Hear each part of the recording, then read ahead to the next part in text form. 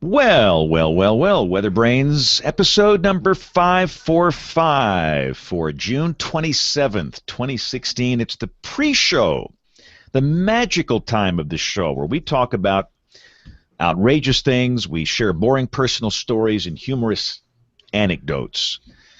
So we're back on schedule for a while. My next, I take 2 weeks in summer, so guys, my next week, it's going to be that first week in August, for hurricane time.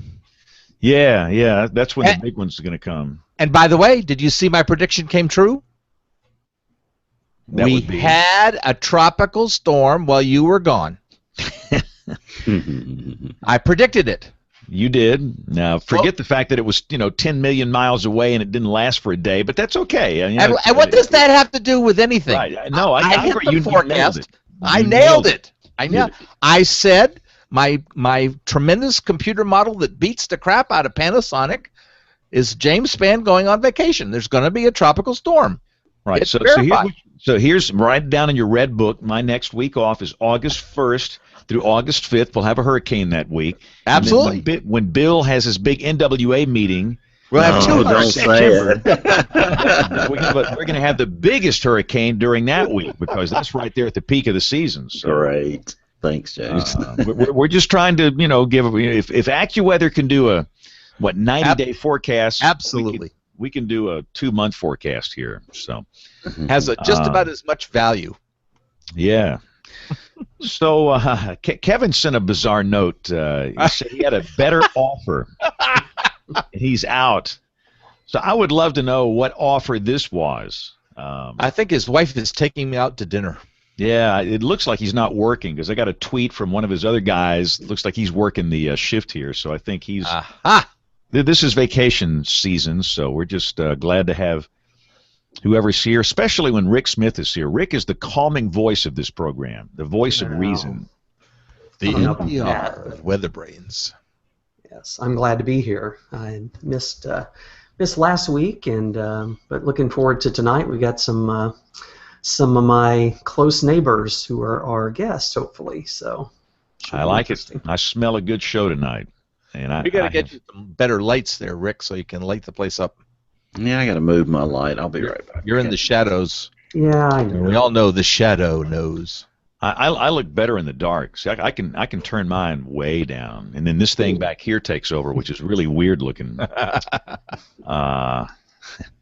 And especially when you got nothing up here, yes, it's a problem. We have to keep a big supply of powder nearby.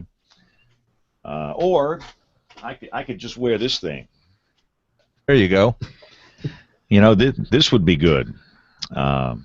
See, Definitely. most of these lame podcasts that you watch or listen to, you don't have the hosts that wear biscuit hats. This is working right here. What is that, a biscuit? Biscuit hat. Yeah, it's a biscuit, man. Are you a Montgomery biscuit or? Yes.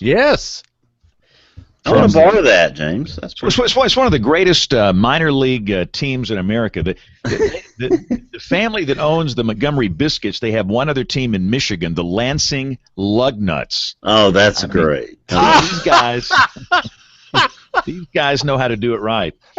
And of course, when you go down there, they do sell biscuits, and they have biscuit tosses, and the biscuits are really good, man. I mean, it's good stuff. So, and of course, you can buy a biscuit hat here. So, I want one of those. There you go. Sounds a little bit safer than what the lug nut game might be. Yeah, really. I look like a member of Devo or something here, Whip it good. This show goes down the tubes pretty quickly, but it really went down tonight. I'm about to say we're right down the tubes here at the beginning. All right.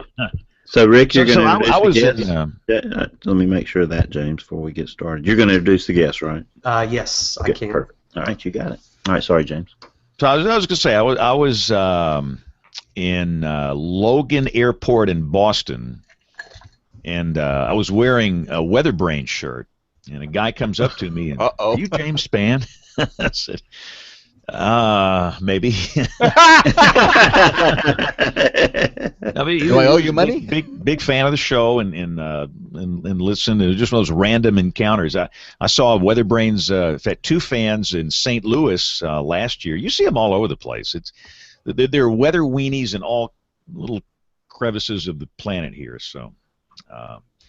But no, I had on my WeatherBrains shirt, the bald head. It just kind of gave it away. But I wanted to be sure the guy wasn't mad at me first. But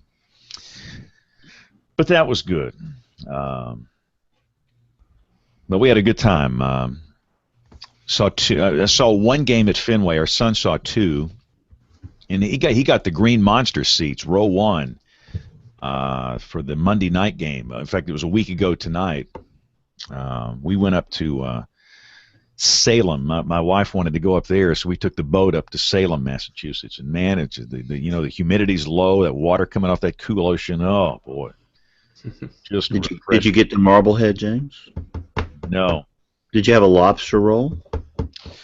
My wife did. I did not. Oh, you missed a treat. Mm-hmm. I know, but you know me. I'm kind of a picky eater. Bill eats. I had your favorite lunch today, James. Raw oysters. Did you eat those things, Bill? Oh, yeah. I even had the kids eating them in New Orleans. It was crazy. Oh. Soft shell crab. Have you ever had a soft shell crab, James? No. But why would you eat raw oysters? I mean, just eat. Delicious. It's the same thing. I mean. I had your favorite meal today. You know what I had today for lunch? No. Chicken livers. What's the matter with you people? I mean, oh. And tonight, hey, don't put me in that category. Do you know what we made for dinner tonight? No. Elle made North African meatballs that were fantastic with couscous and a peri-peri sauce. It was delicious. Oh, please. I'll stick with my Arby's roast beef sandwich over here. Hey, Bill, your mic's a little hot, by the way. If you can back it down a smidgen here. How about now? That's much better. Good. We had a good little flash flood in our market today. Oh, no, that's crazy. The last 2 days I have worked have been that Friday. The last Friday I worked. Goodness, I would say that's the busiest severe weather day of the whole year. Mm-hmm. And it was with summer storms, and we had no power here for hours, and we were on the generator. And apparently the generator doesn't run the air conditioner anymore. And right. I didn't. I mean, it was brutal in the studio. It was like upper 80s in there, no air moving at all. We had equipment shutting down. I mean, it was a disaster. And then today, that was a good little flash flood we had. And that was a perfect call by the Weather Service. I mean, they were way out in front of it. Because when my WEA went off, even though I was not in the warning. That's how I knew about it first, because I was paying attention to other things. But that was a good call. Because they did it when there were probably only it was only about an inch of rain on the ground. The storm was still developing, so that was definitely out in front of it. Yeah, but man, that map this morning, the herd. To me, I think that's more. The herd doesn't understand summer convection. I'm still waiting on some. I am waiting on somebody to handle summer convection. The people can't do it. Models can't do it. But if you look at the precipitable water on that herd, it's pretty helpful. It did a very good job today. I saw you put that on your show, on your post this morning. Very interesting. It's done a good job with that. But anyway, were the values like 1.9 or above? Over two. Yeah, that's in the 90-something percentile. I mean, that's for summer. That's very, very high. We had an instance about a month ago in the early part of June when the precipitable water actually did off the GFS, but it did a pretty good job of identifying where you should expect the storms to be. Mm-hmm. All right, we are about to go on. Have you sent the invitation, James? For the No, I'm sorry, I totally forgot. I'm in the zone here. I don't know what I'm doing. And do we invite our permanent guest panelist or monthly guest panelist? I guess, sure. Gonna give him a complex. Emails for invites. All right. So Do you need me to put them in chat, James? I got them. Okay. Invited James Hocker and is it Andrea or Andrea? Andrea. Andrea. And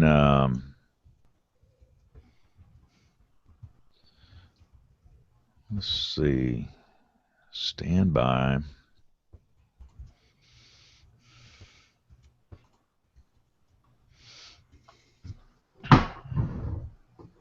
So Justin's going to come back, right? Should. Okay. Let's see. I guess he's gotten smart and ran away from us.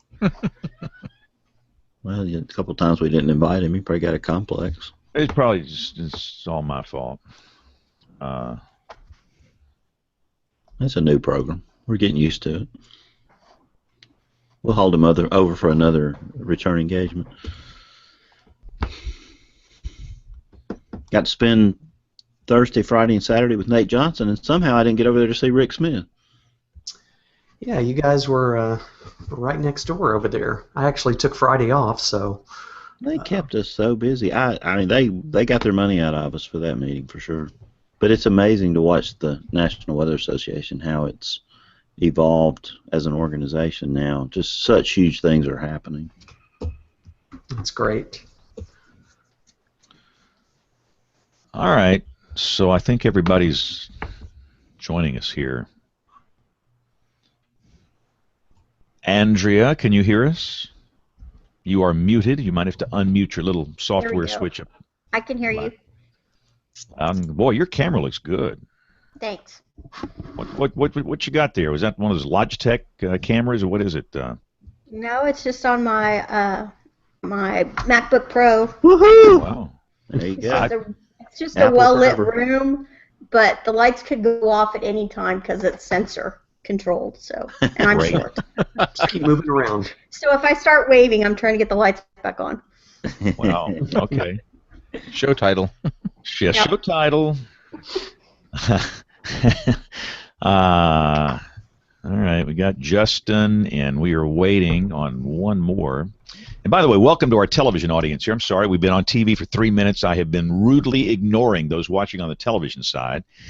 It's time for our weekly Monday night party. Have to retrain James after a week of vacation. Yeah, man, I'm in the zone. I've slept some. My voice is back. I don't know what to do. I mean, I'm just overwhelmed with sleep, and I don't know. Well, let's get this thing started. Let me hit the recorders here.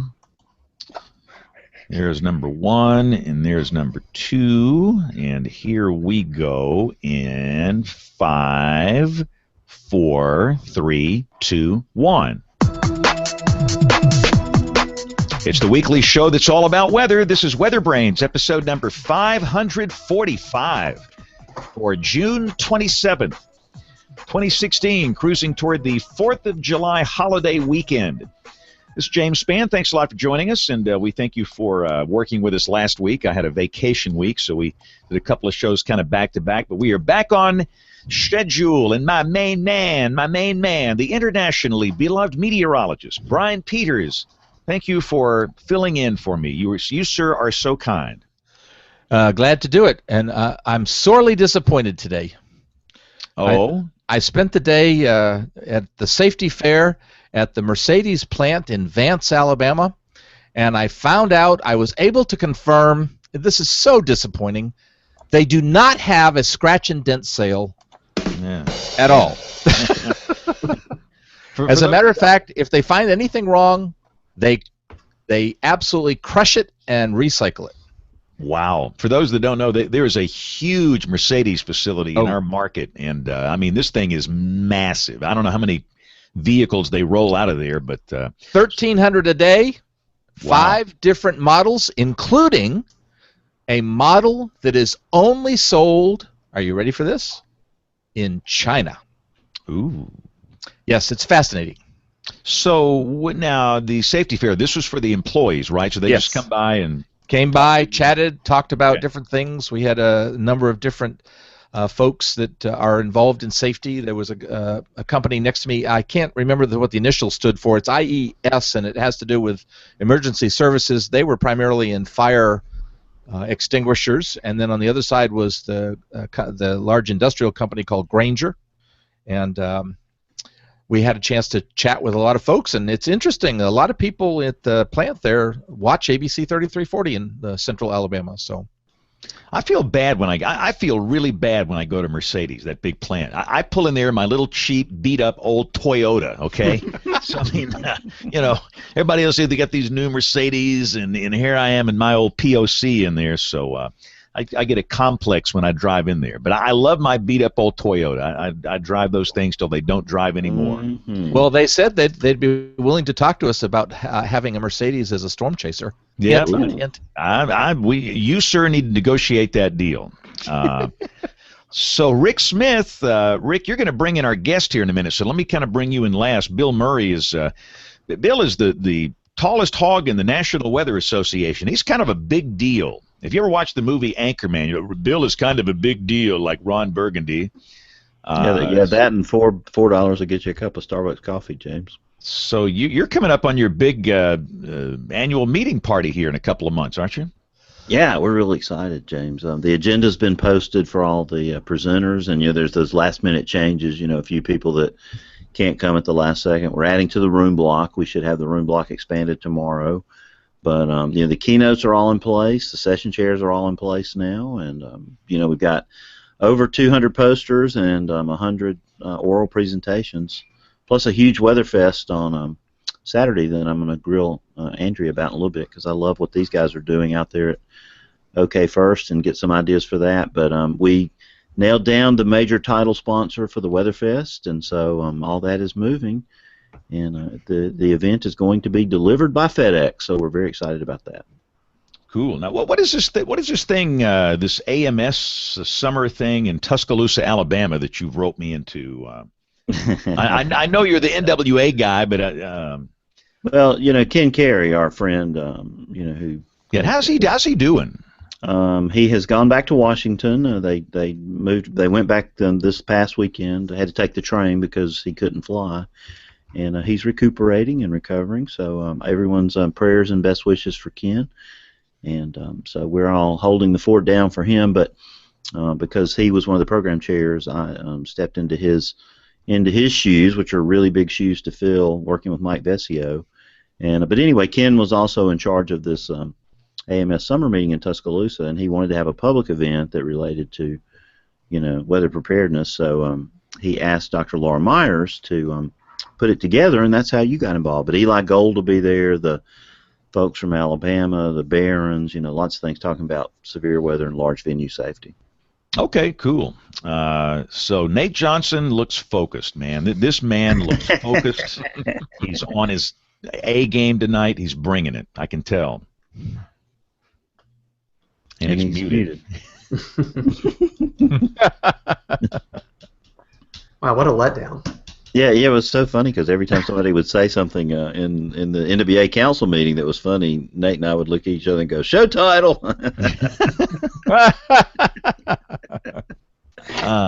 Nate's not going to unmute. He's just going to stay muted the whole show. He's got technical difficulties. Wow. Hello. Hey guys, sorry about that. Hey James, how you doing? I am on now. There you go. Perfect. And let's see, Justin, you haven't run away from us. That's amazing. You've been in this show for, what, a month, and you're still here. Unbelievable. I know, right? Although I was on vacation last week as well up in northern Wisconsin, so it was a nice R&R time for me as well. Wow. Oh, so what do you do in northern Wisconsin on a vacation week? Well, I unsync my work email from my phone. Not that it matters a whole lot, because where we stay, you don't get cell reception anyway. So if I wanted to find out what's going on, we have to drive about 10-15 minutes to even get a cell signal. We do some fishing, just kind of hang out on the lake, just do some of the same things we've done for the more than 31 years my family has gone there. Awesome. Well, I was in Boston for a pretty good chunk of the week and saw some baseball. for some reason, Xander Bogaerts, he's the shortstop for the Red Sox. He kept looking at me. The game in which I attended, we had cool seats. We had row 1 behind the Red Sox dugout. I mean, it's like you're literally sitting in the dugout. And when he come on and come off, he turn around and look at me like I recognize that guy from somewhere. I'm thinking maybe he listens to WeatherBrains. Wouldn't that be so cool? Let's have him on the show. And then our son said, because I gave him this thumbs up thing because he made a great play, and he said maybe in Aruba that's the middle finger sign or something. I said, man, I hope not. But no, we had a good time. It was great. Weather was just perfect. Had a little bump in the air travel on the way back. I've never spent the night in an airport before. I think everybody needs to do that once in their lifetime. Well, I have now done that, and don't want to do that again. But Rick Smith, who is the warning coordination meteorologist out of Norman, is going to bring in our guests. They've been sitting here for 10 minutes anxiously awaiting to come on the show. And they haven't run away yet, so not yet. Thank goodness. So let's hurry up and get it. Let's hurry up and get them roped in here so they can't leave us. Well, I'm very happy that we got a guest suggestion, and my mind is blank as to who suggested it, but I'll look that up and get that name in there. But thank you, whoever did that, to have some very close neighbors of mine and coworkers of mine just down the hall from me, James Hawker and Andrea Melvin, on the show. And James is the OK First program manager. He's not the first program manager. We'll get to that. We'll explain what that means in a second. But James, he's the lead instructor at all the OK First classes for emergency managers. He helps develop training content. He provides input and direction for software tool development, manages the budget. James is a graduate with a bachelor's and a master's from the University of Oklahoma. And then we have Andrea Melvin, who is the outreach program coordinator and also does a lot of work with the K through 12 program with the Oklahoma Climatological Survey. She works very hard and is an instructor at many of the OK First classes, both the certification, recertification. Again, we'll talk about that in a second. Helps develop lab exercises, case studies, and Andrea is also a graduate of the University of Oklahoma. So, Andrea and James, welcome, and thank you for being on WeatherBrains this evening. Thanks for thinking of us, and thanks for waiting while I was having some technical difficulties. Oh, we stalled for you, so it was no problem. So, I mentioned OK First about 18 times in the introduction, so we probably ought to talk a little bit about what that is. James and or Andrea, tell us about OK First, what that is, how it got started, and what it means for the public safety agencies in our area here. Yeah, well, thanks guys so much for having us on this week. OK First is now a 20-year-old outreach program that we offer at the Oklahoma Mesonet, and it had its roots a couple years after the Oklahoma Mesonet started in 1994. Our director at the time, Dr. Ken Crawford, had the foresight to figure out that in order to help people use Mesonet data, specifically the public safety community, we couldn't just put our data out there and assume that they knew what to do with it. There were a number of National Weather Service assessments that occurred in the mid-90s that again and again cited the need for better information for public safety officials. So he and a couple others at the Oklahoma Climate Survey at the time put together a grant proposal, actually a telecommunications grant proposal, for a 3-year grant to fund a program that would train public safety officials in Oklahoma. And the key part being not just training them, but providing them with a tool that would give them free access to weather information, radar data, which, as we think back to the mid-90s, now more than 20 years ago, radar data wasn't free. It was a very high expense item. And when you're talking about public safety officials who maybe don't even have a budget, maybe don't even have a computer, it was a pretty cutting edge thought to write a grant that actually bought computers for public safety officials. We had applications. They came, if they were selected, they came for a 2-week class. The first week actually was a computer training class, so not everybody necessarily knew how to use a computer. So that was actually the first portion of the class. And then the second week of the class was a really intensive 5-day class on weather. Keep in mind, this is all meteorologists making training.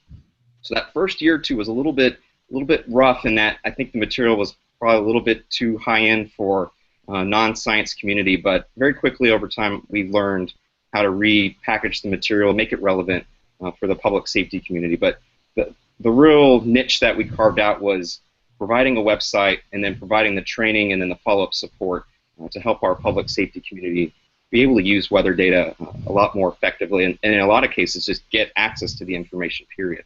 It truly was pretty cutting edge for the mid-90s. So Andrea, how many people do you guys train every year? Now you do training at the Weather Center, but you also do a lot of on the road. You do a lot of trips and go out on the road and do training around the state. How many people do you train in an average year? Our numbers have been growing the last couple years, so it's about 150 or more, I think. We bring in two new classes of brand new certified people each year, and those run about 35 people a class. And then we have an assistance level, so those are additional people at a particular office that can help run the system, and we usually run at least 2 of those a year, and that's about 35 people. And then our research are for folks that want to come back and continue to learn and ask questions and learn about any updates that we've either made to software or to websites. So, James, talk a little bit about what tools what do they get out of this? What tools do they get? What are they using? And maybe a little bit about how those tools have evolved over the years. But what's in it for them? Yeah, and that's a good point, because just providing training, I don't think that alone would be able to sustain this program now more than 20 years that we've been doing this. And the carrot has always been the data access. So when we started our first iteration of our website, we utilized plug-in technology. So we wrote some code that would embed within their web browser to allow them to see dynamic radar data, so they could zoom in, pan the maps around, and manipulate it, much like meteorologists do at TV stations at National Weather Service offices. It was really pretty amazing what we were able to do. We're now on our 4th iteration of our website, now 20 years later. We actually don't use plugins anymore. We've transitioned into completely doing things through JavaScript. And over the last 4 years, we went through a really intensive project of completely redoing our website, getting off of the plugins. Not that we wanted to, but technology has moved, and a lot more people have their mobile devices now and expect that they're going to be able to get our data through their phones, and our plugins didn't work through the phones. So that's the big thing we provide, is a interactive weather data web page. And then the second piece that we provide is a piece of radar software called Radar First. We've had that for about 7 years now. It's a split-screen radar console that lets them pick whatever radar site they want, and then a pair of radar products on either side of the window. And that's been really popular in that it's easy, it's fast, it doesn't take too much time to train folks on it. It's kind of akin to the GR software, a little bit more simple, I think, but akin to the same concepts there, and people really seem to like it. And RadarScope, as we all love and love dearly, right? Our RadarScope app kind of had its roots in the software we designed here too. The two were actually designed by the same crew of folks that worked here at the Mesonet for many years. And Radar First was our tool that we have here at the Mesonet, and it's really been a great tool that has brought people into the program, and it keeps them coming back, because it's a tool that becomes part of their toolkit that they just don't want to get rid of. So that's really the carrot, coming to the class and getting those tools, because what we haven't mentioned yet is that in order to keep their data access going, they have to keep coming back to training. So we kind of hold their feet to the fire. We don't just train them and say, see ya, good luck. We say, hey, it's great to know you, and then we look forward to seeing you at the next time you come to a class, to a recertification class. I think that's a cool little piece of trivia that one of our favorite apps, RadarScope, that most of us carry around on our phone, was born in your office by somebody that used to work there and has now moved on. So kind of RadarScope was born really out of this OK First program. So it's kind of cool. Talk a little bit about, and Andrea, we'll throw it back to you here, because we're going to make sure that you get to talk. I know you've got a lot to say, so I want to be sure that you get to talk. That's an inside joke, but Andrea, talk about what the training involves. What are some of the specific topics that you cover in maybe the new user class or the research or something? I mean, what are some of the basic, kind of a summary of what's covered? Well, we try to break it down into to topics. So we start off with, tour around the building, get us oriented with all the different groups that are here and our partners. And then we move into some basic meteorology, seasons, tilt of the earth, ocean currents, that kind of stuff. And then we really break it down into hazard topics. So we'll have a section on severe weather. We'll have a section on flooding. We'll do some things directly related to the website and Radar First. And then with each topic, they typically will have an additional computer lab where they actually go through a case study and work through that case study. If we're teaching them on the radar topics, we'll start with reflectivity. So we'll have a case study that's built around what to look for, or what does reflectivity tell you about what's happening in the atmosphere. Velocity, we have a lab on velocity, and what does the red and the green mean? Are you looking at rotation? Are you looking at convergence, divergence? Where's your radar? Where's your radar? Where's your radar? And then towards the end of the week, our folks at the Tulsa office and some of our TV partners come in, and we do discussions with them back and forth. What's it like in the media? What's it like for emergency managers? And give them an opportunity to ask questions of each other. And then Steve Piltz from the Tulsa office has been very gracious in coming down. I think he's been to every single OK First full class that I've been at. I think we're holding the record right now, to do sort of a simulation where he plays the EM and the rest of the class has to be the weather service. And so early on, there were things that the EMs were asking for, and they're like, but that's not our office's job, that's SPC. And so that role playing really helped them solidify what it was that a local office could do, what they couldn't do, and every time they were like, okay, is there a spotter report? Nope, no spotter report. What do you mean there's no spotter reports? Well, there were no spotter reports. So it kind of reinforces to them as an emergency manager, when they're not sending spotter reports, somebody at the Weather Service is really waiting on that, and it could really hinge on a decision. They may not issue that warning because it's not really clear in the data what's going on. And so I think that's a really good way for us to end the class. Yeah, that seems like that's always pretty effective, kind of turning the tables and letting, kind of walking a mile in each other's shoes. And James, you mentioned it earlier that when you started, that maybe some of the material was a little maybe too much for some of them, a little bit maybe too ambitious. Have you seen that change? I mean, we talk about the EMs in Oklahoma being very weather savvy. Of course, they're very weather savvy anywhere because you have to deal with weather as a main part of your job anywhere in Alabama or wherever you might be. But I mean, have you seen that change? I mean, I know some of the people I interact with, we work with the same people. I'm pretty amazed at how much they know about weather and how much they, and it makes it easy for us to communicate with them. That training helps. So have you seen that change, the level of comfort with some of the more scientific material? It has. So what we teach on now, I mean, we even do dual pole radar now. We don't do it at our first class. We kind of joke that our 4-day class is like boiling down the 4-year bachelor's degree into 4 days, which is it's just crazy the amount of stuff we're trying to teach. But we do some advanced concepts like dual pole. But we actually just today, it had been a while since we had looked, so I grabbed our binders. I found our very first binder from our class that we did in 1997. I got it here. It doesn't really come through in video, but this is like a ream of paper, and we were thumbing through it today, and we weren't sparing them anything. We were getting into jet dynamics. We were getting into vorticity. We were getting invection patterns, and we really laid it on thick. And Andrea can recall, because she was involved with that first class, there was some sort of like intervention, I think, that happened at the end of the first class day, where all the EMs were like, this there is was all... a mutiny. Okay, there we go.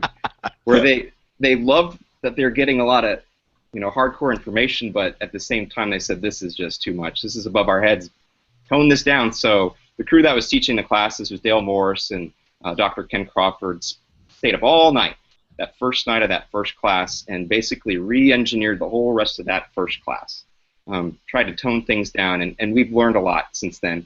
Here's our more recent binder, a lot thinner. We try not to print too much, but we try to hit down we try to make the topics as relevant as possible. And, sometimes keeping things simpler is just the best way to go. Less is more. So while our original users, and we have a number of them that have been doing this for 20 years with us, they want to have some really advanced stuff. But at the same time, we have new users that haven't had all that time and the experience to learn all these concepts, and they want us to kind of take it slower. So it's kind of tricky to find an appropriate middle ground. And Rick, I know you guys deal with that when you do spotter training and you get asked to do an advanced class, and you're like, well, what do I cover in the advanced that I don't cover in the basic? So I guess what we try to do is try to get to some new or advanced concepts when we do recertification classes, and we try to keep that 4-day original class that comes through as standard as we can get it, in hopes that we teach everybody the same concepts, and then allow time and layering to help them learn the concepts over time.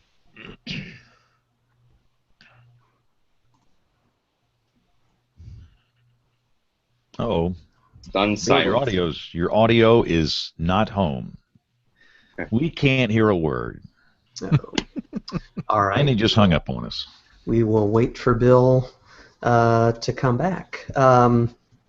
Let's see. What else did I want to ask? While we're waiting for Bill to come back on, James, kind of shifting gears a little bit, wearing another hat, I know you've been involved in some pretty exciting stuff going on in the hazardous weather test bed in the Weather Center.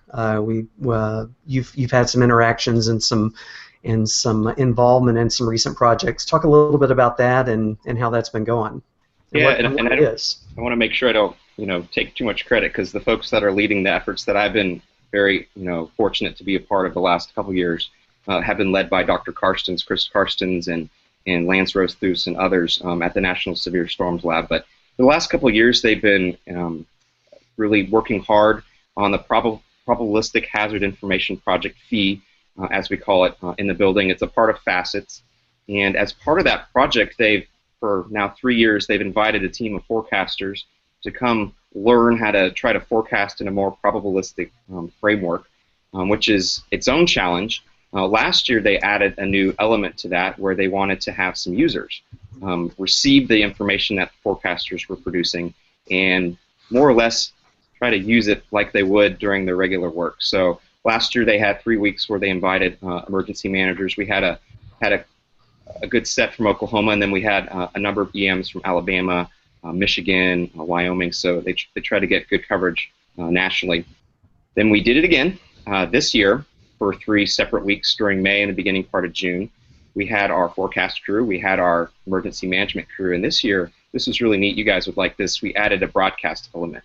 So we had some different broadcasters from different markets more or less play themselves during these displaced real-time cases. And the experience has so far been promising that this new kind of idea, this new paradigm for possibly changing our warning system in the future, there's a lot of potential for it, but there's also a whole lot more unknowns and lots more work that has to be done. Does the public need to see a lot of this, or how do we train the emergency management community? How does the broadcast community even want to use it? So I think with every question we feel we get answered, there's probably 2 or 3 more questions that come about. That just shows there's a lot more years of work that are going to have to happen. So if there's enough funding in the future, they'll hopefully get to do the FEED project again. So James and Andrea, I was there at the National Weather Center this weekend. Nate was there. We were there for the National Weather Association mid-year meeting. And, I stand outside your office and I see the mesonet up there, and you're looking at temperatures or whatever data is being flashed, and it's just amazing. I was there when Tropical Storm Bill was coming up I-35 last summer, and the rainfall reports and everything in real time are just amazing. So I want to ask about that for a moment. How much are you guys involved in that, and what are how do the EMs use that data? Yeah, so our role in the office is primarily outreach. So I obviously run our OK First side of things, and then Andrea does and she can speak more to it about our K-12 outreach. But the data that we get from the mesonet is one of the backbones for our public safety training. It's the blend of our radar data in the state alongside our mesonet data, and there's so many different events we could look back at and see the value of that. May 3rd, 1999 was it was kind of our milestone event for OK First, that in one day prove the merits and the value of the training, and then the interface, the website for our users. We had so many testimonials of users that know that they saved lives that day with the information that they had on hand. The radar plus getting the real-time mesonet information, which could help seeing winds and how they're changing. We've had numerous ice storm events where the mesonet data is central. We train our participants on, if you don't see anemometer data, the wind data showing up anymore, and you got temps below 32, our gauges aren't heated. So they're really good kind of ice indicators. So we can train on that. We could show them how they can use that as a tool during wintertime. Like the case you mentioned, Bill, the Tropical Storm Bill last year came in a close second as our almost our heaviest 24-hour rainfall event. We had, I think, just under 12 inches at our Newport site in the 24-hour period, which was only bested by an event back in 2009. But we hear so many stories in a number of ways that we never expected the data to be used. For instance, one of our more unexpected use cases has been criminal situations. Mm-hmm. Being able to bust alibis that people had, and they could actually go back to the archive and find that someone's story didn't match up with the weather record that the mesonet had collected. So that's really Andrea cool. can speak to some more examples, I'm sure. Yeah, Andrea. I'm actually Sorry, curious. I lost my lights for a minute. It really happened. Just do jumping jacks, Andrea. So, Nate, you were going to ask something? I was just going to ask about the forensic use of the mesonet data and how many requests you get and what sorts of things you get. I don't know if that's something either of you can speak to because I know where Bill wants to go next, and it's not directly related to this. Exactly. Well, most of that would get directed to our data services folks, and so they would have a better grasp of how many of those that we get, as we get calls from insurance companies, lawyers who are working on different cases and stuff like that. So I know of at least, a handful of times that it's been used for proving or disproving alibis, but I don't know the total number. Alibis. That's I think you normally think of that kind of data as, was there ice on the road when I drove past it or something like that, as opposed to alibis. So that's interesting. Those are the kinds of things I'd love to get in forensics about, because there's all untold stories hiding behind that data. We've heard some, and we get the request. I mean, we get a lot of interchangeable requests. No matter how much we train, people forget sometimes who does what. So we'll get the request, and it's things from estimating time of death to alibis to proving road conditions for a vehicular accident. It's pretty fascinating, but yeah, we get those too, and unfortunately, just the arrangement that our management doesn't really want us to deal with that, so we have to defer them, and so we wind up sort of deciding who's most likely to have what they need. If it's lightning data, we'll send them to Vicela. If it's climate data or past weather, we send them to NCDC, that kind of thing. So anyway, sorry to sidetrack you. Well, that's kind of the reason the mesonet is housed at our state climate office. So we're all tied together with that. So that's why we get those requests a little bit more often. So any of those requests you can't fill, just send them to Brian Peters, forensic expert down there, right, Brian? BrianPeters.com. But I don't think so. But he can take care of it. But I wanted to ask you, James. You mentioned a famous name there, one that spoken in great reverence around the National Weather Association, halls, is Ken Crawford. Talk about his life and work and what you know about Ken. Oh, Dr. Crawford's a great figure, and we miss him dearly. I came to school at OU in 2000, so my overlap with his career was obviously towards the end. But I got to take an undergraduate class in 2003 with him. It's still my favorite class of all the ones I took. But he was a unique professor in that he made you feel equal to him, and as a student, and you obviously would read up on your professors, knowing his history. It was really really amazing how kind he was to everybody. He was a visionary, and what I think he was so good at doing was getting people in a room together, and whether they realized it or not, he would get them on the same page and get buy-in. Very, very stealthy. I had my very first professional job opportunity was with Dr. Crawford. Right out of school, I had a chance to work with him and Dr. Renee McPherson and a number of others. And we actually went to the Republic of Croatia to help modernize their National Weather Service in Croatia. So I got to do some international travel with him, and just seeing how he would work with elected officials and get buy-in, and always pushing and pushing and pushing, wouldn't take no for an answer. That was just his nature, and what made him so successful was getting buy-in and just, like I said, not taking no for an answer. I'm sure Andrea has some pretty good memories too of him, so I'll let her share a few too. Yes, he was a big practical joker too. So he was always sticking us with these slide comments that you were just like, what did he just say? So he was a University of Texas Longhorn, so you can just imagine how much trouble we got into around football in October related to teasing him and decorating his office and the big parties that we would have. There's a real good story out there, and I've only heard it secondhand because I wasn't around at the time. But these Bevo barbecue events dated all the way back to when he was in the Weather Service here at the Oklahoma City office. And so Liz Ketone and Jamie Betcher and a few others that eventually went to the Warning Decision Training Branch, now Warning Decision Training Division, and so they would know those stories a little bit better. But there is a very good story out there about him renting a Longhorn and bringing it to the picnic one year, and then the Longhorn escaped.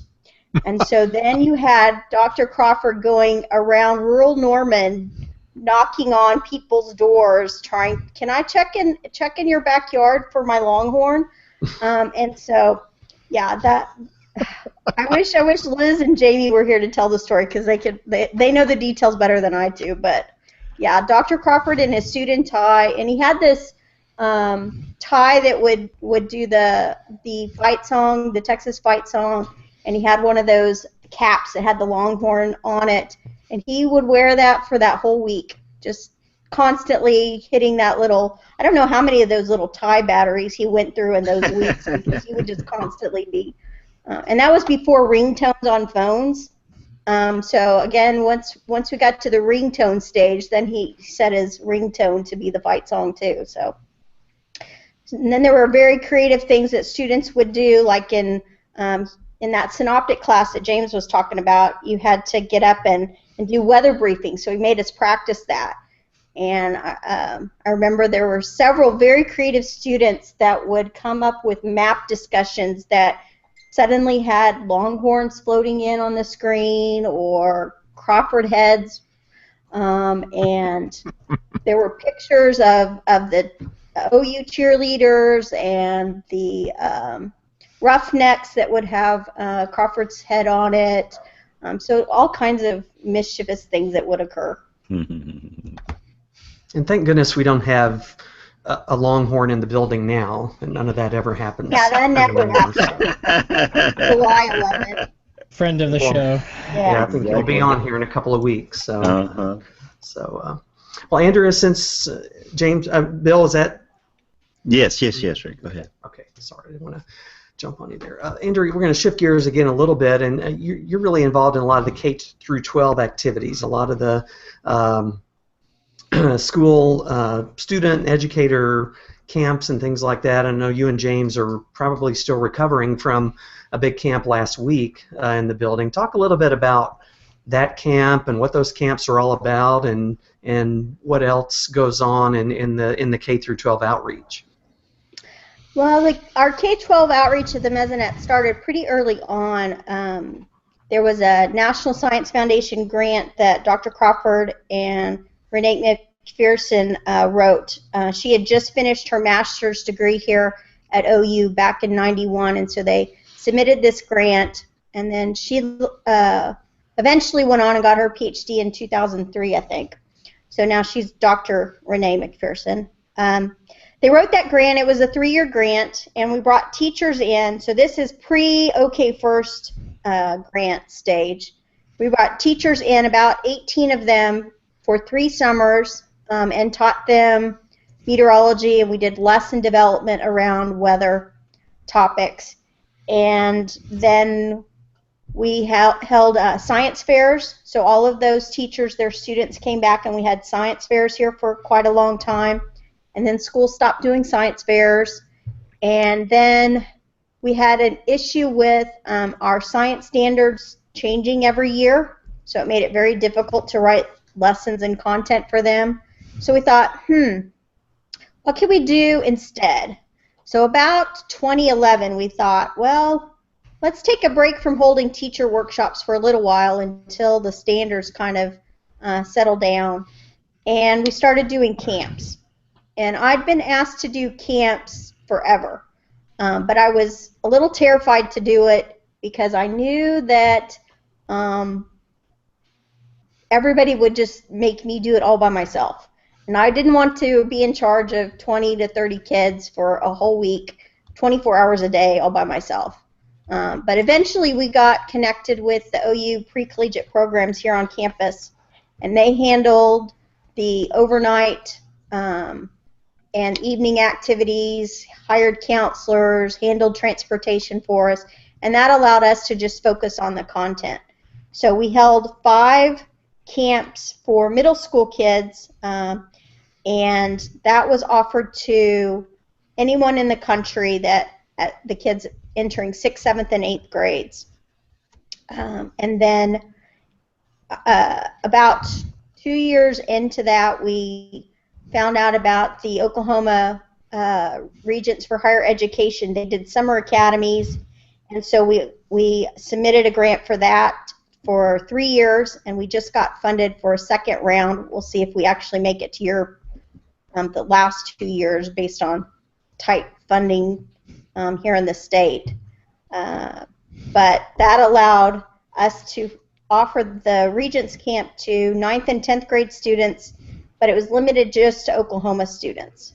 So they come in for a week, they stay in the dorms, they come over to the Weather Center and we do activities with them. We do a field trip day where we go to a TV station, and we've done various different field trips. We've been to the Radar Innovations Lab, we've taken them up inside the phased array radar, we took them up into OU Prime one year. That was pretty terrifying for me because it's an outdoor staircase going up above the highway.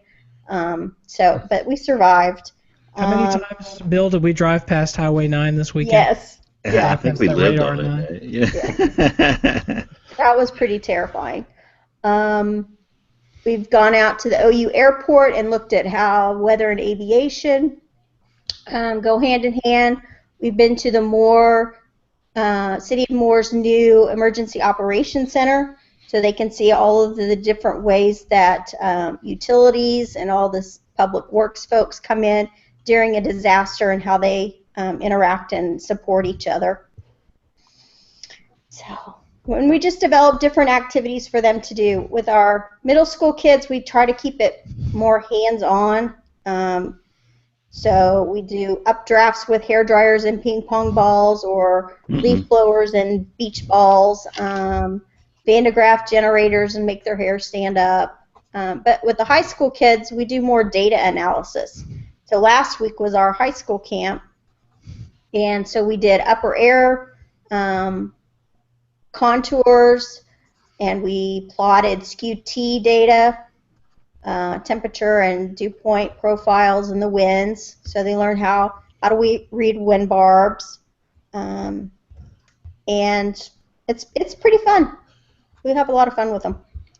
So Andrea, I was really disappointed to hear that you guys won't get to come to our big event in Norfolk, because I think you'd be such a huge part of our Weather Fest. So I'm going to put you on the spot. Give me a really cool weather activity that we can do with 6,000 kids on that Saturday.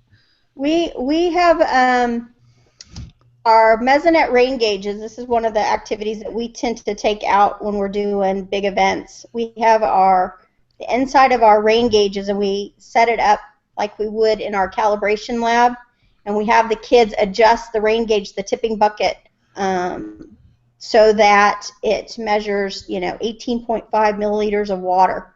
So they go through that process of adjusting those rain gauges, and they see how tedious, and if you bump the table, you got to start over because it's not quite right, or got to get it level on the table, nothing can wiggle the table. So we do that a lot. We have an event called Science Fest that's held in April, and that's one of the activities that we take to that event. Okay, so which politician in Oklahoma do I have to talk to get this this travel ban lifted so I can get you there? I know, really. We would love to be there. Governor Fallon. Okay, I'll be on the phone tomorrow. So, so talk about funding for just a second. Rick's been indulgent of me here, but I'm really fascinated about your funding component. Is it just coming from the state legislature or private sources too? How do you fund all this? It's really a potpourri. So, and we actually had a staff meeting today. We're talking a little bit about how it's changed over time, but we get approximately half our budget from the state, and then the rest is made up of grants and contracts. For OK First, for instance, we have some funding from the Department of Public Safety, but we received some money from NASA, from various other places to buy our data, to do research. So, a number of years ago, it was a higher percentage of our funding was from the state, and as time's gone by, and as NASA and other places have figured out that we've got a pretty cool data set, and they'd like to be able to, get to use that for some big research projects. We've been fortunate to get some contracts and getting written into more grants, and that is one thing we try to advertise is when someone is writing a grant, it really does help us out if they can consider, if they're going to want to use our data, to write us into the grant, as that helps keep us going, because this doesn't just run itself, and that's something a lot of people that aren't involved with a weather network don't really realize. You buy your car, that's great, but you're going to take care of your car, you're going to get oil change, you're going to get tune-ups on a routine schedule to keep it going. We have 121 mesonet sites, so it's like we have 121 cars with all these parts on them that break with time, that are out in the elements, that have to get TLC all the time to keep running. We have 4 technicians. That's all they do, is go out in the field and routinely calibrate, bring the things back to the calibration lab. So our sites don't take care of themselves. They're getting sunshine on them. They're getting bugs and whatnot doing things to them. They're getting hailed on. So that was kind of a roundabout answer, but the bottom line is we do have a number of funding sources, and unfortunately it is a little bit tight right now, and we've had to trim some areas. For instance, our OK First training this coming year, we're having to cut back on a couple things that we normally would do. We've had to cut back on a number of classes that we just don't have enough funding to offer, because our classes are no charge to our eligible participants, and anybody that is a public safety official is eligible to participate. But we just can't do as many classes. We can't provide as many scholarships as we typically would to help defray the costs for someone in a small town, in the farthest extent of the state, to come all the way to Norman and take a week to do our training. So that's just my program, but all our different departments within the Mesonet, we had to trim back this coming year, and hopefully the thing will take a turnaround here pretty soon, and we can be back in a little bit better shape. And I think that visibility is so huge, and I'm one of the Mesonet's biggest fans. I don't know if I could work in a place that didn't have a Mesonet. Now I'm spoiled. I mean, to have at least one observation every county. I worked at the Memphis office. We had the airport in Memphis and the airport in Little Rock, and 120 something miles in between. So it's a really awesome network, and we appreciate all the work that goes on behind the scenes, and all the different moving parts of that. So want to throw out one more question for Andrea. And Andrea, I know that even before we had the May 2013 tornadoes, you were a very big proponent, through all your K-12 activities of school readiness, school safety, and severe weather and things like that. But I know that we've worked together on quite a few things since May of 2013, and you're even more active.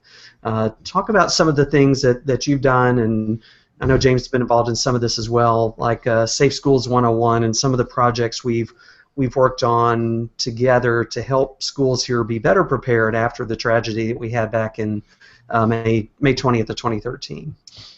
Yeah, a lot of this dates back to the May '99 event. because there was the service assessment, the weather service assessment that they did after '99, and there were several schools that had damage, but the event itself happened after school hours, so they didn't have to deal with buses, they didn't have to deal with parents picking up kids, and so I had written some preprints and had done some conference stuff related to getting prepared and all the things that you needed to think about when you're putting together your school plan. And then after the 2013 event, when we did have schools in session, and we actually had children pass away at a school location and more, it really bothered me that there was such a gap when we could have been preparing, and we didn't take that opportunity to do that. And so I found out about the Safe Schools 101 program, which was some money that FEMA gave to the state of Oklahoma for the counties that were affected in that event. So it was mainly the metro area counties. So so the schools in those counties were eligible to send representatives to this workshop, and it was EMs, it was fire, it was public safety, it was hospitals, and it was schools. And then on top of that, it was also architects and engineers. And they were looking at how could we better get schools involved in planning and choosing the right locations within the school building to house students. Because that was a big question, is, you know, most of the schools in Oklahoma didn't have a designated shelter that was engineered and built specifically to be a shelter. Many of our schools are pretty old, and with our budgets the way they are, maintenance doesn't always happen when it needs to happen. And so so the public was really putting pressure on our officials to really get some answers and either build some safe rooms or do a better job of putting kids in safer places. So typically here in Oklahoma, they were putting them in the hallways. That plan was written probably in the 50s, the 70s, somewhere in there, and nobody at the schools currently knew why they picked the hallways. They didn't look to see what new construction had occurred. Oh, did we remodel the hallway and put in a skylight? Do we have doors at both ends of that hallway that's going to make this a tunnel? So just like we have some general guidelines for where you'll be safe in your house, there are, oh, but do you have this and do you have that? And if so, that's a bad place. You don't just automatically pick the bathroom. If you've got windows and skylights and it's a bathroom that's up against an outside wall, that's not your safe place. We needed to do that same process with schools. And so Safe Schools 101 brought people in to start looking at the blueprints, the actual blueprints of the schools, if we could find them. Most schools don't keep them, or they're in an attic, or they've got water spots on them. But what we could come up with, and the architects and the engineers went in and looked at those plans, along with the meteorologists who knew, you know, had gone on post-damage surveys and said, okay, the wall survived, or this type of wall did well, or if you've got doors on both ends of the hallway, that's not going to work. And put them in a room and said, okay, let's go to this school. We looked at the blueprints. We went to that school and said, oh, do the blueprints match what we're actually seeing within the school? Or is the place that they have designated for their shelter an area that they have locked down, because it's now, instead of it being just a closet, it's now the server room. And because of them needing to keep data secure and unharmed, they lock that closet now. And there's no room to put kids in that closet because it's got racks of servers. So it's understanding why you chose the place that you chose to put the kids, and the hallway isn't always the best option. And it really got schools here in Oklahoma to look at that and say, oh, wait a minute, we really don't have a good place to put these kids. Maybe we should be talking about that when we're going up to write our next school bond. that we need to put in a specific place that's engineered to put these kids in instead of just putting them in the hallway and hoping that that's going to be strong enough for them. And so one of the obstacles that lots of people, the engineers, architects, all took that class, and then they took a deep breath and they're like, oh, wait a minute. If I write this report and I say this particular area within the school is a good location and that doesn't hold up, now I'm liable because I said that that was going to be the best place.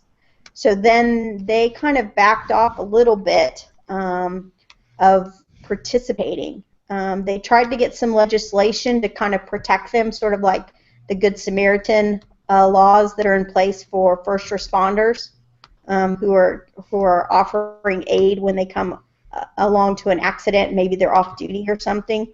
But that hasn't quite been successful in passing in the legislature. I know they keep trying, but that's been a little bit of a slowdown for getting the whole team together because, I mean, I'm a meteorologist, but knowing exactly, okay, that has the spacing of the studs behind that particular piece of sheetrock is this. I'm not going to know that. I'm not going to be able to read a set of blueprints and be able to decipher that. So it really takes the engineers and the architects and the meteorologists all working together to really determine where we should be putting kids. And so that's been kind of the focus. A lot of schools now have gone back and written bond issues that have gotten some safe rooms in their areas for their schools, but for a while nobody was talking about these issues. And that's actually what we did. Like for the city of Norman, I know some of us went to every single school, elementary, middle school, high school in Norman, and it was teams of meteorologists, emergency management, and usually an architect, engineer, some structural expert. And I know when I went and Andrea went, we weren't worried. We don't know about the studs behind the wall or the spacings with the girders and think, oh, she's in the dark again. But what we were talking about is, where's your weather radio?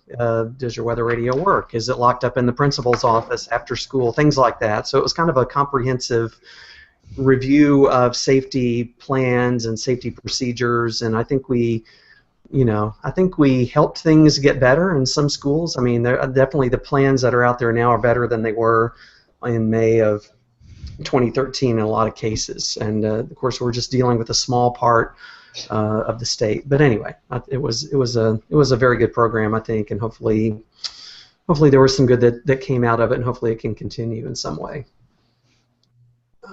Okay, let's see. Thanks, Andrea. Justin, I think you had a question. Yeah, I wanted to circle back to the OK First courses for the EMs. It was mentioned, I can't remember by who, that there's one of the courses, you bring in broadcasters to talk to some of the emergency managers. And I know a lot has changed for both broadcasters and EMs over the past 20 years. But how has doing that kind of helped those relationships between media and EMs? Because sometimes it can be a little touch and go. Sometimes some are really excited about it. Some are a little hesitant about collaborating a lot with media. How has that course affected those relationships over the past 20 years? It's a great question. Unfortunately, we didn't start this sooner. I'd say we've now done it we do our classes in seasons. We have 2 seasons per year. We've now done it the last 3 seasons, the last year and a half. And the first time was like, oh man, how is this going to go? We haven't tried this before, but we were couching it as an integrated warning team panel discussion. So Rick is a big part of our class. He presents on the National Weather Service products on the front edge of our class. And then on that last day, when we've all gotten to know each other and the concepts, we thought, hey, let's try this year. So we have Rick on that panel every year. We do this. Then we've had Steve Piltz from the Tulsa office participate. And then we invite 3 or 4 different broadcasters. We try to draw from both Oklahoma City and the Tulsa markets. And each time we've had at least 3 people come. And it's that first time, I think we found very quickly that we had hit on something really, really meaningful and really valuable. Folks asked a lot of really good questions. The whole point was to allow the EMs an opportunity to ask those questions that maybe they've wanted to. but never had the guts to actually do with our broadcast community. So they were really good about it. And then I felt the folks that came in on the broadcast side were really open and really honest in sharing some of the challenges that maybe everybody else doesn't realize happen on their side of things. So in our course feedback, our course evaluations, it was one of the most popular things we did that year. And we said, all right, I don't think we can back off of doing this from now on. I think this is a key part that we need to do, and it helps build some stronger relationships than otherwise we'd have if we didn't do it. So we did it again, and in that next season, we had very similar results. We had a different batch of broadcasters, but I felt the conversations were meaningful. And man, the EMs, Rick can remember some of these too. They asked some pretty pointed questions a number of times, like, I live in a rural city outside the metro area, and you guys don't pay attention to me. Why is that? I mean, real direct questions, and I felt that the responses were genuine and honest, and reminding people of where their funding comes from, and got to pay the bills. And so, anyways, we've done it now 3 times, and I don't see us stopping anytime soon. It's been a key part of that relationship building, and that's really what the whole point of these classes for us have been since the beginning, was to help build that relationship between the Weather Service and the EM community, and now we've kind of tried to broaden that to not just the Weather Service part, but the broadcast crews that we have in Tulsa and Oklahoma City. So hopefully that can keep on going. I see when you're talking about not paying attention to the rural areas, I saw James Spann's ears perk up there a little bit. Yeah. I'm not going to start, but I've had this long opinion that people that live in rural areas are simply discriminated when it comes to broadcasters. They go back to regular programming. They don't air warning, and I think sometimes in other parts of the weather enterprise. So, hey, getting data from rural areas or pushing data, that's a big deal. Yeah, and James, I'm glad you brought that. You kind of came up with the idea of doing that panel, and it's kind of, I think it's been successful. It's been good for us, and I'm excited about the one we got coming up in August. And it's the closest we've gotten to having an integrated warning team type engagement here so far, and I think we'll build on that. So I think it's a good thing. I'm glad to hear it's highly rated among the participants. And we appreciate you, Rick, for being a key part in that. It takes a team, and I think that it's been going pretty well having that. But the key is relationship building never stops. So that's where the classes that we do, and then having those, you don't just do them and be done with it. It's a continual thing. You always got to work at it. Yeah. Absolutely. So maybe real quick before we get out, we'll be very bold here and try something. James, if you want to, I think for the people that are watching, and I know most people listen. For the people that are watching, though, I think it'd be kind of cool if you could maybe show a little bit about what the OK First data screen looks like. Just give us a little taste of what the interface is and what the EMs are getting trained on, just for a couple of minutes here, maybe. Yeah, let's try this. Let's see how this will work here. If it doesn't work, it was all James's idea. Okay. All right. You guys seeing a window here on the screen? Yeah. All right, cool. So I mentioned earlier that we have kind of 2 main tools. So instead of just talking around, and thought for those that are viewing this on the web, you might get a little view into what we provide for our training. This is our brand new tool. It went operational February of this year. This is kind of our 4th iteration weather data page. We call it our weather briefing page. So this is kind of the culmination of really 20 years of working with our EM community and getting lots of feedback. Hey, I like this. Hey, I hate that. It's really 20 years worth of getting great feedback from users. It is a multi-panel display. And think of this as kind of like a web-based AWIPS for anybody that's familiar with the National Weather Service AWIPS system that allows our forecasters to do their jobs and have multiple pieces of information together. That's what this website does. So we spend a good 2 hours just training on this, and then doing case studies later in the week on it. But our users have access to basically 2 different kind of categories of information. We have all our severe storm-related products in here. And for instance, maybe there's a product that a user wants to look at. If they want to view this, all they have to do is click and drag it out of the menu, and then lo and behold, it'll load onto whatever corner of the screen that they dragged it onto. So it's really customizable. Users could come in here and pull in just a good old-fashioned air temperature map. And this particular map that's loading up is using kind of our new version of, not a plugin. We used to have a plugin, our WeatherScope plugin. Now we've re-engineered it using JavaScript and open layers. So this is an interactive map. You can see I'm kind of moving the map around, and it's showing me the current air temperature conditions from the mesonet sites, as well as the wind data. Maybe I also wanted to view a radar at the same time. Do that in another window. And then it gives me the choice of all our kind of local radars in and around Oklahoma.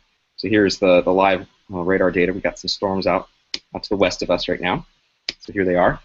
And a pretty cool feature here is that if a user really wants to kind of use a couple interactive maps in tandem together, they could actually just link these together. So I'm clicking a little link icon, and now as I move one of my maps, the other one moves into the exact same kind of geographic space. So this can come in pretty handy if a user wants to pull up kind of multiple radar consoles and get a couple different radar products at the same time. Maybe we train them a lot on not just sticking to one radar product. They got to view a couple. So I could view reflectivity alongside the all-important base velocity. So that's loading up here. And then I could pair these up together. And now as that particular user is manipulating the data in one window, all of these windows of interactive data are actually moving all together. I'll let that load there. We also have lightning, so that these pretty electrified storms we got out in western Oklahoma right now. But a user could very quickly mine this data for the information they need. So now they've quickly made a quick setup for them that works for their particular case. The feedback that we've gotten on this website so far is that users love being able to put whatever they want on the screen.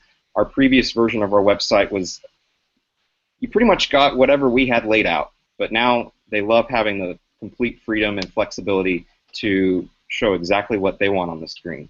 And not only do they have this setup here where you see 4 maps at the same time, we have a preferences area here where they can further refine this to their particular day or need that they might have. Maybe they just want to do a little bit more of a simple view where they have a side-by-side. So I just went in preferences there, and now it kind of trimmed down that set of 4 maps that I had before, and now I've just trimmed it down to a split screen with just those 2 radar products. So the whole concept here was give the user the ultimate flexibility and freedom to put whatever they want on the screen, and then we have 500 plus users, so each person really could have an unlimited set of maps that they like. They could save these, so we have this little area up here where I could save this as, call it WeatherBrains. Next time they came into their website, so I'll give you a little view of how this would work. So this was that default. When I first logged in, you guys saw it look like this. But maybe they didn't want this, they wanted that other one that we just designed. So if I go into that My Products and click on that one that we had just saved, there they can quickly switch their view to that kind of setup that they had previously designed. So anyways, that's a quick view into what we provide them. This is, I guess, one of the carrots that keeps the users coming back is the fact that they have access to the system. It gives them all their advisories, so they have an area where they can set the specific counties that they want to get warnings for. Wherever I'm clicking and it turns into a blue highlighted county, I would get any warnings, watches, advisories for those counties. They would actually show up in the very bottom of my screen here. Don't have any active right now, so there's nothing showing up. But should they come through, the bottom ticker here would change color, and they'd have all the verbatim text sent from the Weather Service. So the whole point here is an integrative tool that pulls all the weather data together and allows them to pull exactly what they want on the screen. There's about 300 different products in this website, so it's really a kind of an unlimited number of combinations that they can pull together. So how do I get access to this? Is this I'm about to say. That's what I was about to say, is that the part that James didn't show you is that it's password protected. So you have to come to class and go to training to get your password. Yeah, now you showed it to us, now you got to give it to us. Do you have a North Carolina version? I know there was an NC First that was a daughter project of this. Do they have cool tools, and how do I get buddy up with them? Shoot, I can help teach that class. I know Andrew said, James, if you show that, you sure you want to do this? I said, we need to show it off because we got to give some credit to the web developers that put this together. Yeah, NC First. I believe NC First is not running anymore. I thought I recall that their funding got dried up, but we are a university, and a lot of what we've created here, we relied on open source technologies. A lot of this stuff isn't anything proprietary, so that'd be an interesting thought to see how we could transition this in the future, because it's been designed for Oklahoma, but that doesn't mean that it has to stay to Oklahoma forever. So. And you mentioned that the radar. You mentioned that the radar piece was in is a daughter, sort of a sister project to Radar Scope, and Radar Scope made it out, and it's a paid thing that people can buy. I'm not saying that there's a market for this. That's the WeatherBrains way. Yeah. Now you guys can make a whole lot of money here, okay? We can kickstart this business right now. You get 50 of these things up and running for every state, and we'll get you a whole bunch of subscribers, and you guys can get rich and retire. So there. There goes your funding issues. Yeah. See what I did, Andrew. Maybe I shouldn't show the Radar First thing. We'll just stick with the website. So you guys got a little sneak peek of some of the tools, and that is the. Some places have their secret sauce or whatever. That's kind of our comeback sauce there. So that's what brings the users to the training, and it keeps them coming back. It's a reliable tool that it's a tool, but then we have our staff here to help provide support and troubleshooting. So that's the key thing, is we're not just providing something and then saying good luck. It's they have our expertise and our help to assist them, because technology doesn't always work right. So we're just an email and a phone call away for our 500 plus EMs that are using this stuff during active weather. And for those people that are listening to the show, you can go to weatherbrains.com and watch the video version to see that cool video demonstration that James just gave us. But we have to take a break because we have to listen to Brian Peters. And by the way, Brian's got to get up early or something. He had to bail on us, but he did leave us, Professor Peters in WeatherBrains 101. We've got the astronomy report from Tony Rice and much more as WeatherBrains rolls along. WeatherBrains 101 with Professor Peters. Just a week ago, the summer solstice and the occurrence of a full moon coincided for a rather rare event, an event that has not occurred in nearly 50 years. The month of June's full moon has a special name. It is called the full strawberry moon. June's full strawberry moon got its name not because it had a reddish look, but rather because the Algonquin tribes knew it as a signal to gather ripening fruit, especially strawberries. The June full moon is also known by a number of different names, including the full rose moon in Europe, the hot moon, and the honeymoon. In the southern hemisphere, it is called the long night moon, coming when the night is the longest down there. The last occurrence of this coincidence was in 1967, and the next occurrence will not come again until 2062. Let's see, James span will be, oh gosh, I can't calculate that high. And just when you thought strawberry referred to great tasting items like strawberry ice cream and strawberry shortcake, WeatherBrains 101 also digs out all the details and bursts all those bubbles. If you have a question about the weather, drop an email to question@weatherbrains.com. Looking beyond the atmosphere, here's Tony Rice with your Astronomy Outlook. This week marks the 105th anniversary of the Nakhla meteorite fall and the Nakhla dog. On June 28, 1911, around 9 a.m. local time, meteorites began falling near Nakhla, northwest of Alexandria, Egypt, into an area about 4.5 kilometers in diameter. Several explosions were heard, and this frightened villagers and their animals. This meteorite fall is legendary amongst astronomers, not just because it was Egypt's first, but also because one of those animals supposedly wasn't very frightened for very long. According to the story told by a farmer who claims to have witnessed the event, one of these fragments, quote, fell on a dog, leaving it like ashes, unquote. While no evidence of this parish pooch has ever surfaced, we do have about 40 meteorite fragments that were recovered after an investigation by the Geologic Survey of Egypt.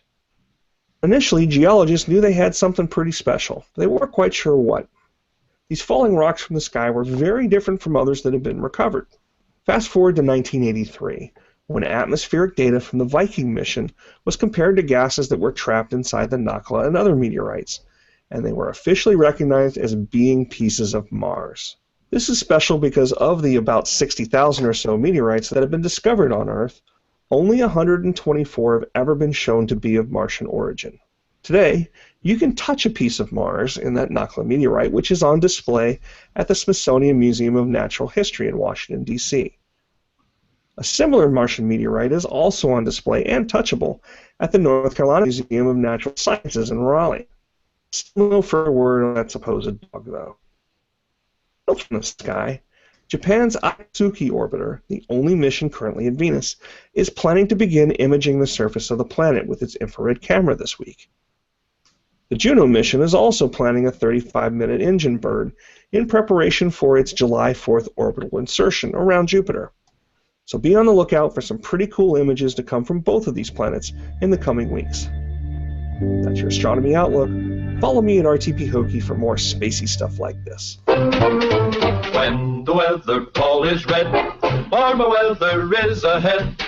When the weather ball is white, colder weather is in sight.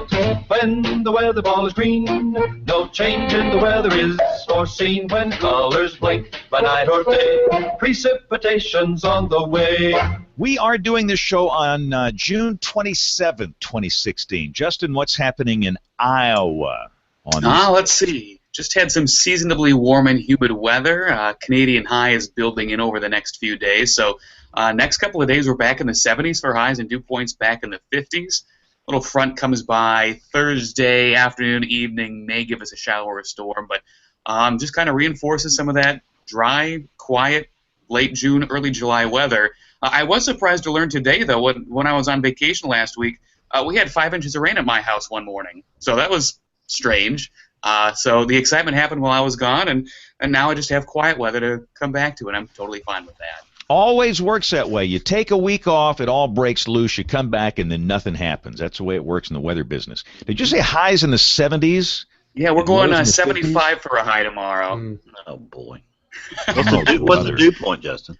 Probably in the mid to upper 50s tomorrow. No, just stop. So let's talk to our Oklahoma associates about the heat in the land of the Sooners. How hot is it?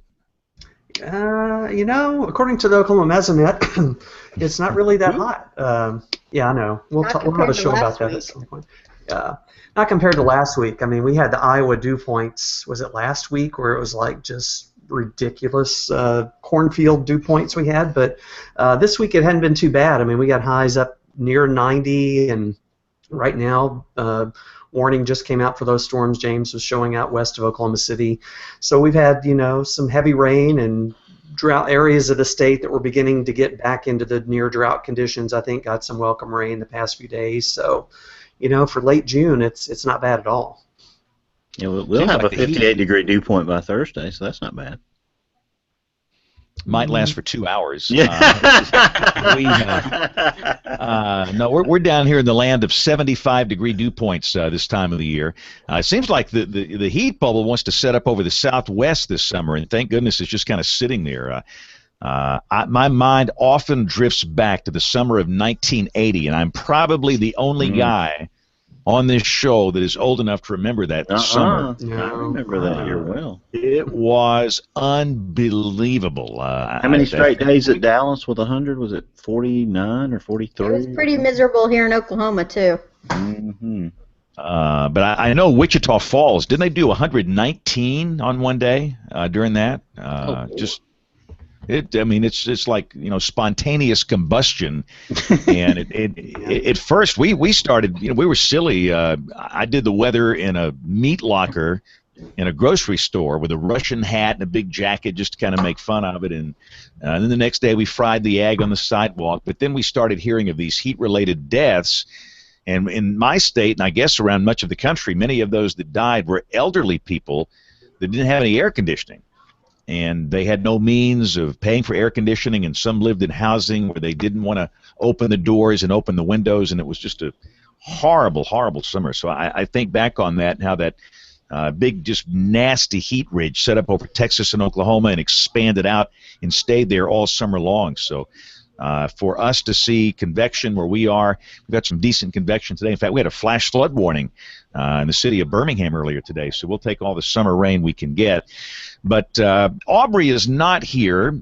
She will be back next week. And, Bill, let's clarify, because of the holiday next week, we're doing the show on Tuesday, July 5th, right?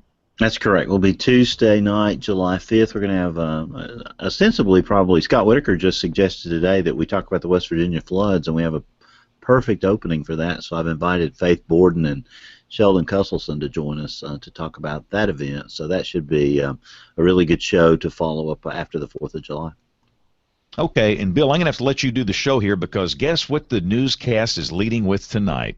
Weather. They'll lead with weather if we have fog, if we have subsidence, if we have if the dog pees in a bush out here. They've got me leading. So I got to step in. I've got to change clothes and do my thing here. So, Bill, I'm going to let you run the rest of the show and do picks of the week.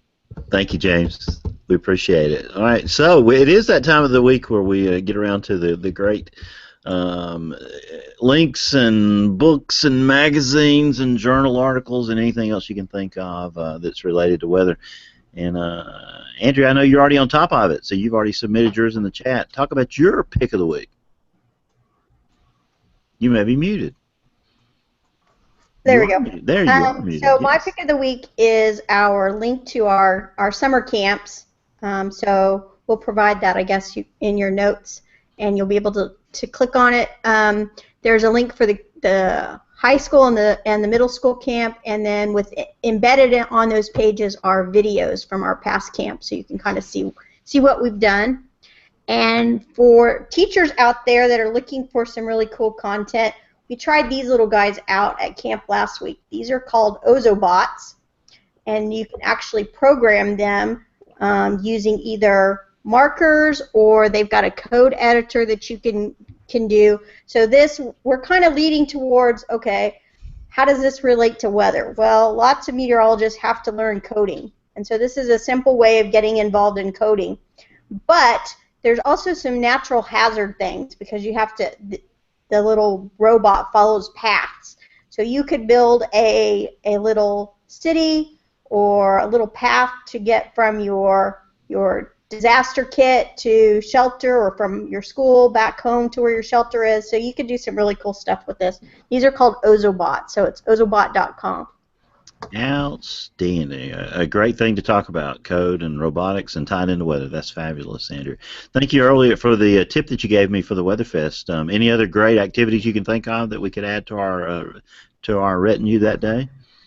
Oh, gosh. All right, so you be working on that. I'm going to expect a report by Friday, single space. By Friday, okay. Okay, good. All right, James, back over to you for your pick of the week.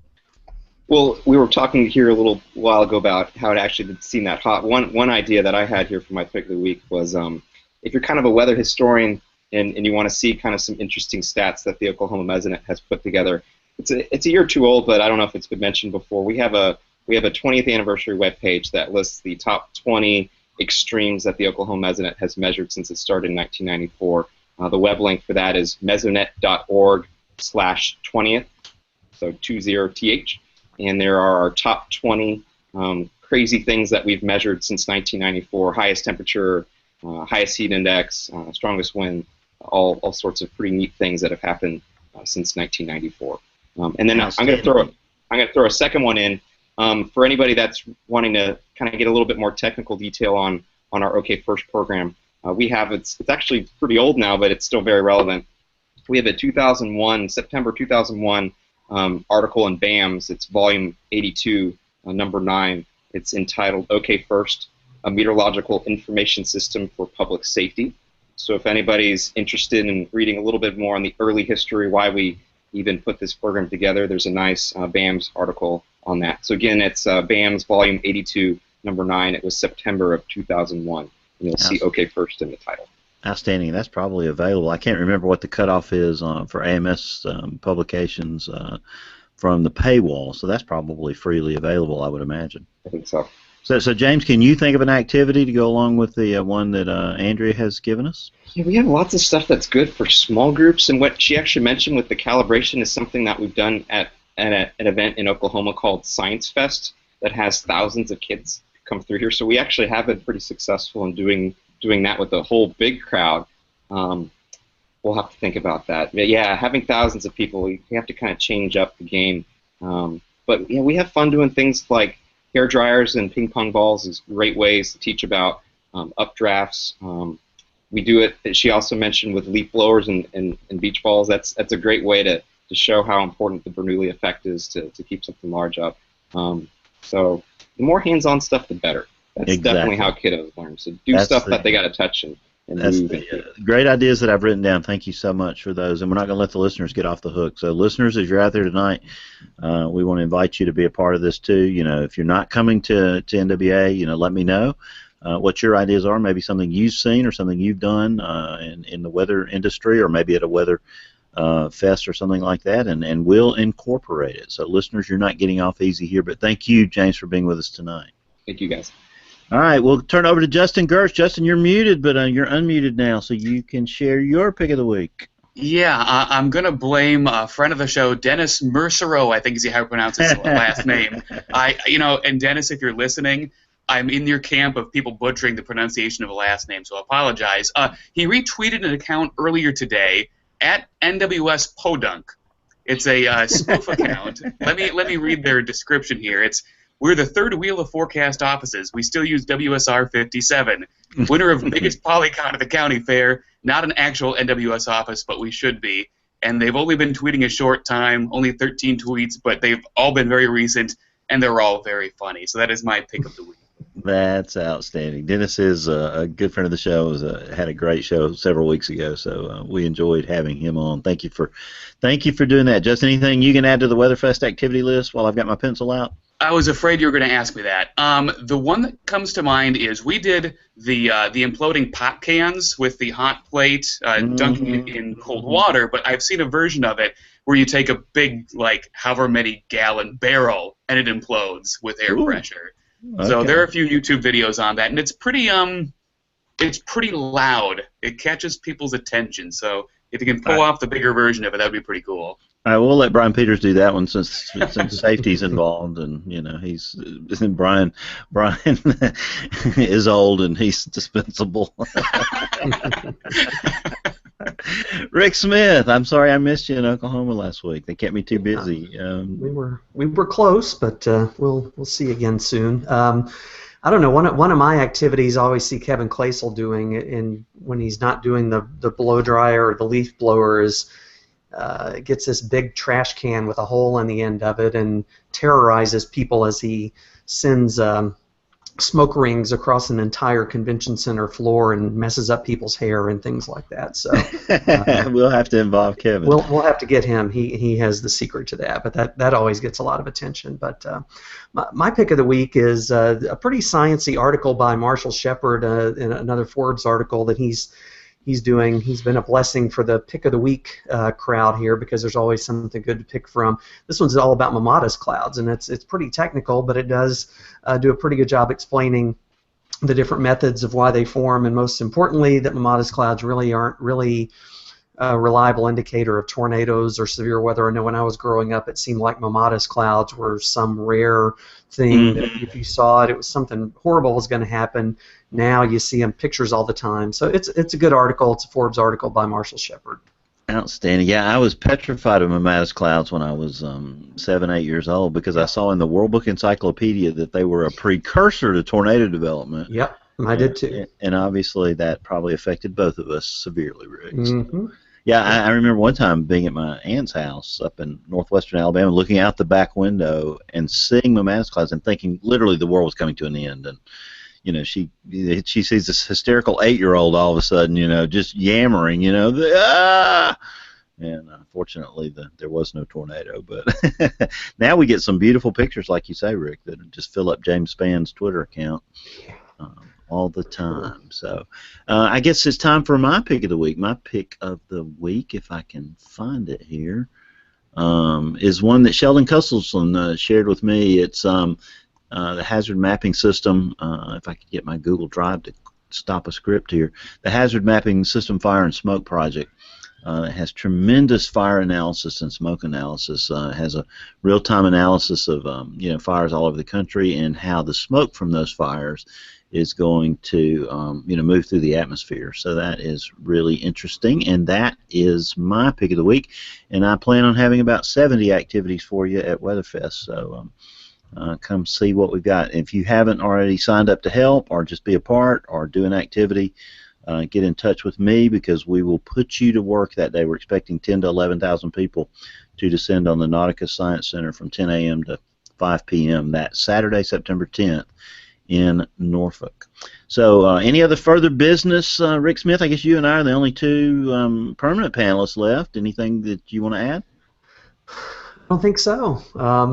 Hope everybody has a good 4th of July coming up this weekend, and be careful of the lightning, and we'll see you next week. And be careful of the fireworks. That's good right. advice there. Justin, anything you want to add as our monthly panelist? Not a whole lot. It's been fun, and hopefully whoever is up next is ready for a good time. Well, we couldn't have anybody better than you. Thank you for joining us, and we'll look forward to you coming anytime you want to be on the show. It's been a lot of fun. It always is. Thank you. Andrea, James, anything you guys want to add? Thank you guys so much. Appreciate it. Y'all are awesome. Great show. A lot of fun. Thank you very much. But seeing that there's no further business, we'll put show 545 in the books. WeatherBrains is the weekly netcast all about weather. We generally record at 8:30 on Monday nights. It will be Tuesday night next week because of the holiday, 8:30 on Tuesday night. Central Time, of course.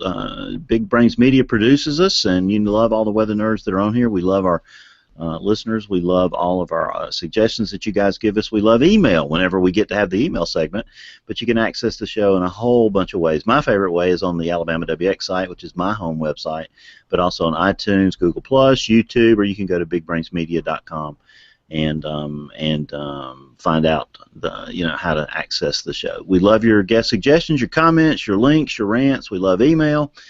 We love your comments on our various platforms like iTunes and Stitcher. But till next Monday night, when our guest weather brain will be Faith Borden and Sheldon Cusselson.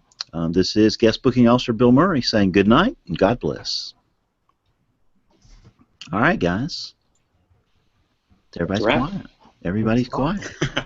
We can sit around and talk for 28 more minutes until Span gets back, or we can actually get into bed at home time tonight. So. Or Andrew and I's lights will turn off randomly. Yeah. They're sending a message to you guys. I guess so. Thank y'all for joining us. Thank you very much. Thanks for having us. Thank you, Rick, for setting it up. Thanks, James. Thanks, Andrea. Thanks, Justin. You bet. Have a good weekend, everybody. Or holiday weekend, I should say. Yeah, y'all too. See ya. Likewise. Bye. Bye-bye. Bye.